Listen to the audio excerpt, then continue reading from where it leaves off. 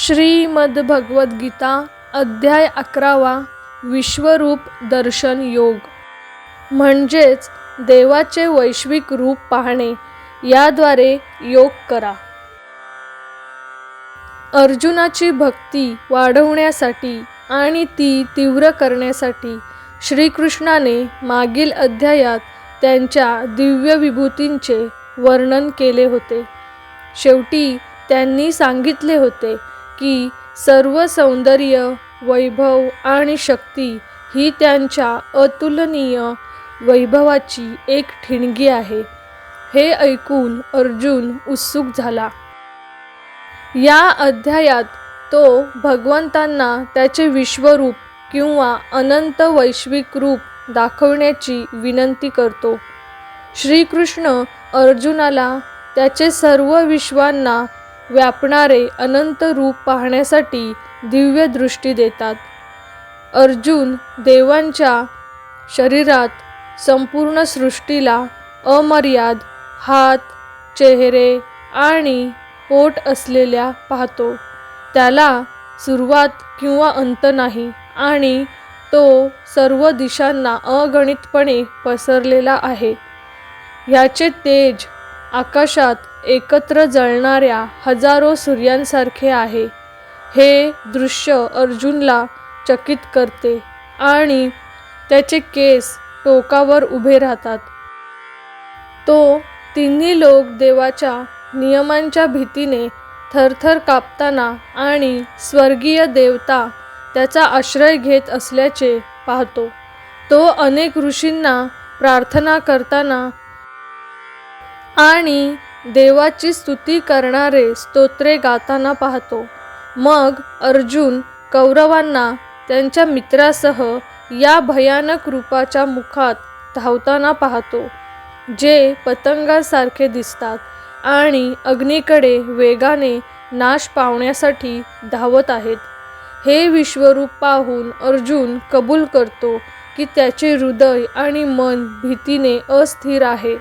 जरी त्याचे स्वरूप पाहून तो घाबरला असला तरी अर्जुनला देवाच्या या श्वास रोखणाऱ्या रूपाची ओळख जाणून घ्यायची आहे, ज्याचे त्याचे गुरु आणि मित्र श्रीकृष्ण यांच्याशी कोणतेही साम्य नाही. भगवान घोषित करतात की काळाच्या रूपात तो तिन्ही लोकांचा संहार करता आहे. त्याने आधीच कौरव योद्ध्यांचा नाश केला आहे आणि पांडवांचा विजय निश्चित आहे. म्हणून अर्जुनाने आता घाबरू नये. त्याने फक्त उठून युद्ध करावे. अर्जुन भारावून जाऊन संपूर्ण विश्वात व्यापलेल्या अनंत रूपांमध्ये असलेल्या भगवंताची स्तुती करू लागतो आणि त्यांच्या भव्य स्वरूपाला अनेक नमस्कार करतो. तो श्रीकृष्णांना केवळ मानव समजून अज्ञानात केलेल्या कोणत्याही अपराधांसाठी किंवा अनादराच्या कृत्यांसाठी क्षमा मागतो. त्यानंतर अर्जुन भगवंतांना त्यांच्या कृपेसाठी प्रार्थना करतो आणि त्यांना प्रसन्न रूप धारण करण्याची विनंती करतो. त्यानंतर श्रीकृष्ण आपल्या चतुर्भुज रूपात प्रकट होतात. त्यांच्या दोन्ही हातात गदा, चक्र, शंख आणि कमळाचे फूल असते. त्यानंतर लवकरच ते त्यांचे कोमल आणि प्रेमळ द्विभुज रूप धारण करतात. त्यानंतर ते अर्जुनाला सांगतात की त्यांच्या आधी कोणीही या आदिम वैश्विक स्वरूपात देवाला पाहिले नाही. वेदांचे अध्ययन करणारे, कठोर तपस्या करणारे, दान करणारे किंवा अग्नियज्ञ करणारे यांनाही ही संधी मिळत नाही. अर्जुनासारख्या निष्कलंक भक्तीनेच देवाला पाहता येते, त्याला ओळखता येते आणि योग किंवा त्याच्याशी एकरूपता प्राप्त करता येते. अर्जुन म्हणाला, माझ्यावरील करुणेमुळे तू प्रकट केलेले परम गोपनीय आध्यात्मिक ज्ञान ऐकल्यानंतर माझा भ्रम आता दूर झाला आहे. हे कमळाच्या डोळ्यांनी मी तुमच्याकडून सर्व प्राण्यांच्या प्रकटीकरणाबद्दल आणि अदृश्य होण्याबद्दल आणि तुमच्या शाश्वत वैभवाबद्दल तपशीलवार ऐकले आहे. हे परमप्रभू, तू स्वतःला जे घोषित करतोस तेच तू आहेस. आता मला तुझे दिव्य वैश्विक रूप पाहण्याची इच्छा आहे. हे सर्वश्रेष्ठ पुरुषोत्तम, हे सर्व गूढ शक्तींच्या स्वामी, जर तुम्हाला वाटत असेल की मी ते पाहण्या इतका बलवान आहे, तर कृपया ते अविनाशी विश्वरूप मला प्रकट करा. परम भगवान म्हणाले, हे पार्थ, पहा, माझे शेकडो आणि हजारो अद्भुत रूपे विविध आकार आणि रंगांचे आहेत. हे भरतवंशी, माझ्यामध्ये अदितीचे 12 पुत्र, 8 वसु, 11 रुद्र, जुळे अश्विनी कुमार, तसेच 39 मरुत आणि यापूर्वी कधीही न प्रकट झालेले अनेक चमत्कार पहा. अर्जुना, आता बघ, हे संपूर्ण विश्व सर्व गतिमान आणि अचल वस्तूंसह माझ्या विश्वरूपात एकत्रित झाले आहे. तुला जे काही पाहायचे आहे ते या विश्वरूपात पहा, पण तू तुझ्या या भौतिक डोळ्यांनी माझे वैश्विक रूप पाहू शकत नाहीस, म्हणून मी तुला दिव्य दृष्टी देतो. माझे भव्य वैभव पहा. संजय म्हणाले, हे राजा, असे बोलून योगाचे परमदेव श्रीकृष्णाने अर्जुनाला आपले दिव्य आणि वैभवशाली रूप दाखवले. त्या वैश्विक स्वरूपात अर्जुनाने असंख्य चेहरे आणि डोळे पाहिले. अनेक दिव्य अलंकारांनी सजवलेले आणि अनेक प्रकारच्या दिव्य शस्त्रांनी युक्त त्याने आपल्या शरीरावर अनेक माळा घातल्या आणि अनेक गोड सुगंधी स्वर्गीय सुगंधांनी तो अभिषेक झाला. त्याने स्वतःला अद्भुत आणि अनंत परमेश्वर म्हणून प्रकट केले, ज्याचे मुख सर्वत्र आहे. जर आकाशात हजारो सूर्य एकत्र प्रज्वलित झाले तरी ते त्या महान स्वरूपाच्या तेजाशी जुळणार नाहीत. तिथे अर्जुनाला संपूर्ण विश्वाचे संपूर्ण रूप एकाच ठिकाणी देवाच्या शरीरात स्थित असल्याचे दिसले. मग आश्चर्याने भरलेल्या आणि केसांवर उभे असलेल्या अर्जुनाने भगवानांसमोर डोके टेकवले आणि हात जोडून त्यांना संबोधित केले. अर्जुन म्हणाला, हे श्रीकृष्णा, मी तुमच्या शरीरात सर्व देव आणि विविध प्राण्यांचे सैन्य पाहतो. मी कमळाच्या फुलावर बसलेले ब्रह्मा पाहतो. मी शिव, सर्व ऋषी आणि आकाशीय नाग पाहतो. मी तुझे अनंत रूप सर्व दिशांना पाहतो.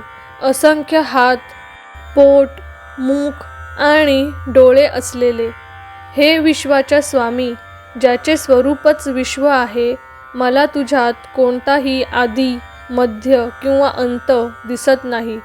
मी तुझे रूप पाहतो, मुकुटाने सजवलेले, गदा आणि चक्राने सज्ज झालेले, वैभवाच्या निवासस्थानाप्रमाणे सर्वत्र चमकणारे, सूर्याप्रमाणे सर्व दिशांना पसरणाऱ्या तुझ्या तेजस्वी अग्नीत तुला पाहणे कठीण आहे.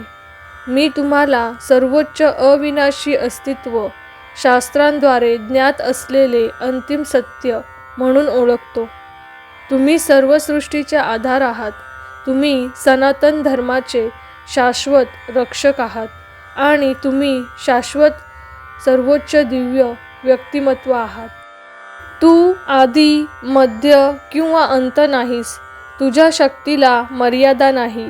तुझे बाहू अनंत आहेत.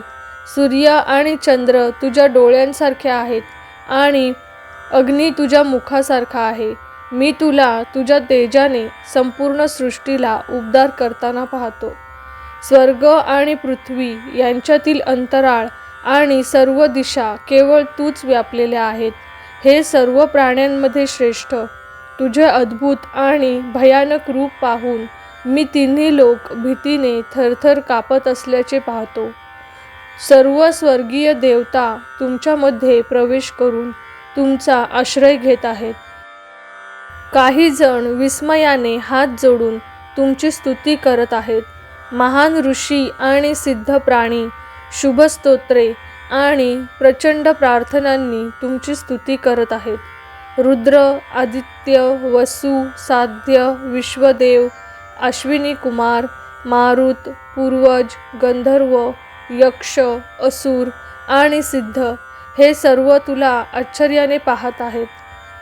हे महापराक्रमी प्रभू, तुमच्या असंख्य तोंडे, डोळे, हात, मांड्या, पाय, पोट आणि भयानक दात असलेल्या भव्य स्वरूपाच्या पूजेने सर्व जग भयभीत झाले आहे आणि मीही भयभीत झालो आहे। हे भगवान विष्णू, आकाशाला स्पर्श करणारे, विविध रंगांनी भरलेले, उघड्या तोंडाने आणि प्रचंड तेजस्वी डोळ्यांनी तुझे रूप पाहून माझे हृदय भीतीने थरथर कापत आहे। मी सर्व धैर्य आणि मनाची शांती गमावली आहे। विनाशाच्या वेळी पेटणाऱ्या अग्नीसारखे दिसणारे तुमचे भयानक दात असलेले तुमचे अनेक मुख पाहून मी कुठे आहे हे मला विसरलो आहे आणि कुठे जायचे हे मला माहीत नाही। हे प्रभूंच्या स्वामी, तुम्ही विश्वाचे आश्रयस्थान आहात, कृपया माझ्यावर दया करा। मी धृतराष्ट्राचे सर्व पुत्र भीष्म, द्रोणाचार्य, कर्ण यांच्यासह त्यांच्या मित्रराजांसह आणि आमच्या बाजूचे सेनापतींसह तुमच्या भयानक मुखात धावत येताना पाहतो। मी काहींना तुमच्या भयानक दातांमध्ये डोके फोडलेले पाहतो। ज्याप्रमाणे नद्यांच्या अनेक लाटा समुद्रात वेगाने वाहत आहेत, त्याचप्रमाणे हे सर्व महान योद्धे तुमच्या ज्वलंत मुखात प्रवेश करत आहेत। ज्याप्रमाणे पतंग नष्ट होण्यासाठी अग्नीत मोठ्या वेगाने धावतात, त्याचप्रमाणे हे सर्व सैन्य तुमच्या मुखात मोठ्या वेगाने प्रवेश करत आहेत। तू तुझ्या ज्वलंत जिभेने सर्व बाजूंनी असलेल्या प्राण्यांच्या समूहांना चाटत आहेस आणि तुझ्या ज्वलंत मुखाने त्यांना गिळंकृत करत आहेस। हे विष्णू, तू तुझ्या तेजाच्या उग्र सर्वव्यापी किरणांनी संपूर्ण विश्वाला जाळत आहेस। तू कोण आहेस? इतका भयंकर रूप मला सांग। हे देवांच्या देवा, मी तुला नमन करतो। कृपया माझ्यावर तुझी दया कर। तू जो सर्व सृष्टीच्या आधी अस्तित्वात होतास, मला तू कोण आहेस हे जाणून घ्यायचे आहे, कारण मी तुझे स्वरूप आणि कार्य समजत नाही। परम भगवान म्हणाले, मी महाशक्तिशाली काळ आहे, जगाचा नाश करण्यासाठी येणारा विनाशाचा स्रोत। तुमच्या सहभागाशिवाय विरोधी सैन्यात उभे असलेले योद्धे अस्तित्वातच राहणार नाहीत। म्हणून उठा आणि सन्मान मिळवा, तुमच्या शत्रूंवर विजय मिळवा आणि समृद्ध राज्याचा आनंद घ्या। हे योद्धे माझ्या हातून आधीच मारले गेले आहेत आणि हे कुशल धनुर्धर, तुम्ही फक्त माझ्या कामाचे एक साधन व्हाल। द्रोणाचार्य, भीष्म, जयद्रथ, कर्ण आणि इतर शूर योद्धे मी आधीच मारले आहेत, म्हणून त्यांना विचलित न होता मार। फक्त युद्ध करा आणि तुम्ही युद्धात तुमच्या शत्रूंवर विजयी व्हाल। संजय म्हणाले, केशवचे हे शब्द ऐकून अर्जुन भीतीने थरथर कापला। हात जोडून तो श्रीकृष्णापुढे नतमस्तक झाला आणि भीतीने ग्रासलेल्या थरथरत्या आवाजात बोलला। अर्जुन म्हणाला, हे इंद्रियांच्या स्वामी, हे अगदी योग्य आहे की ब्रह्मांड तुमची स्तुती करण्यात आनंदित होते आणि तुमच्यावर मोहित होते। राक्षस तुमच्यापासून सर्व दिशांना भयभीत होऊन पळून जातात आणि सिद्ध संतांचे समूह तुम्हाला नमन करतात। हे महान, जे मूळ निर्मात्या ब्रह्मांडापेक्षाही श्रेष्ठ आहेत, त्यांनी तुला नमन का करू नये? हे अमर्याद, हे देवतांचे स्वामी, हे विश्वाचे आश्रयस्थान, तू प्रकट आणि अव्यक्त दोन्हीच्या पलीकडे असलेले अविनाशी वास्तव आहेस। तूच आदिदेव आणि मूळ दिव्य व्यक्तिमत्व आहेस. तूच या विश्वाचे एकमेव विश्रांतीस्थान आहेस. तूच जाणकार आणि ज्ञानाचा विषय आहेस. तूच परमधाम आहेस. हे अनंत रूपांचे धारक तूच संपूर्ण विश्वात व्यापलेला आहेस. तू वायू, यमराज, अग्नी, वरुण आणि चंद्र आहेस. तू निर्माता, ब्रह्मा आणि सर्व प्राण्यांचे पणजोबा आहेस. मी तुला 1000 वेळा पुन्हा पुन्हा नमस्कार करतो. हे अनंत शक्तीच्या स्वामी, तुला समोरून आणि मागून खरोखर सर्व बाजूंनी माझा नमस्कार असो.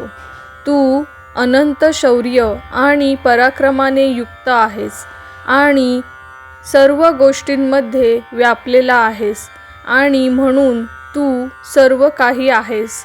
तुला माझा मित्र समजून मी अहंकाराने तुला हे कृष्णा, हे यादव, हे माझ्या प्रिय मित्रा असे संबोधले. मी तुझ्या वैभवाबद्दल अज्ञानी होतो. निष्काळजीपणा आणि अवाजवी प्रेम दाखवत होतो आणि जर विनोदाने मी खेळताना, विश्रांती घेताना, बसताना, जेवताना, एकटे असताना किंवा इतरांसमोर तुमचा अनादर केला असेल, त्या सर्वांसाठी मी क्षमा मागतो. तुम्ही संपूर्ण विश्वाचे सर्व गतिमान आणि गतिमान प्राण्यांचे पिता आहात. तुम्हीच भक्तीचे सर्वात योग्य आणि सर्वोच्च आध्यात्मिक गुरु आहात. जेव्हा तिन्ही लोकात तुमच्या समतुल्य कोणीही नाही, तर हे अतुलनीय शक्तीचे स्वामी, तुमच्यापेक्षा श्रेष्ठ कोण असू शकते? म्हणून हे आराध्य प्रभू, तुझ्यापुढे नतमस्तक होऊन आणि साष्टांग दंडवत घालून मी तुझ्या कृपेची प्रार्थना करतो.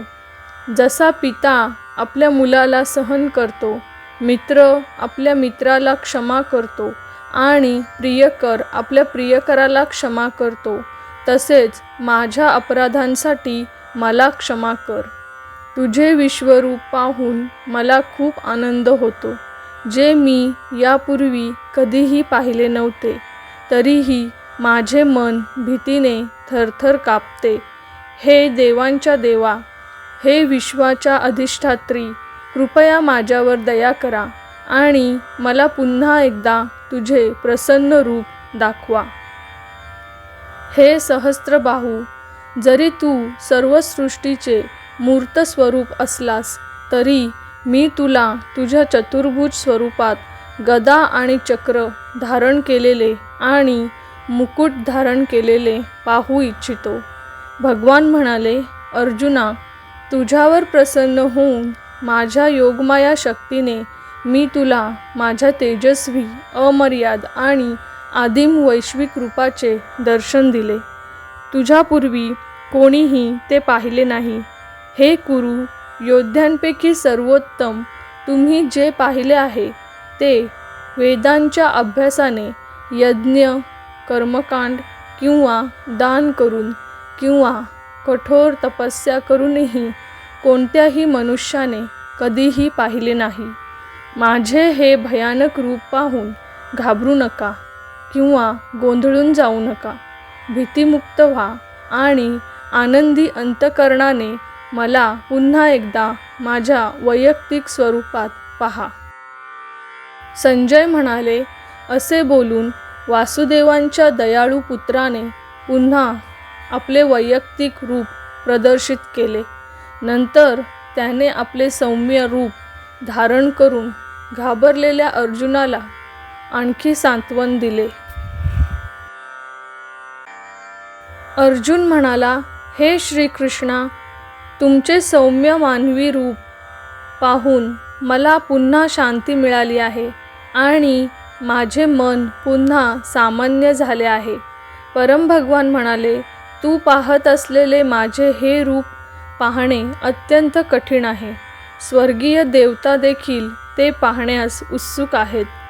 वेदांच्या अभ्यासाने, तपश्चर्येने, दानाने किंवा अग्नियज्ञांनी मला तुम्ही पाहिले, तसे दिसू शकत नाही. हे अर्जुना, केवळ निष्कलंक भक्तीनेच मी तुझ्यासमोर उभा आहे म्हणून ओळखला जाऊ शकतो.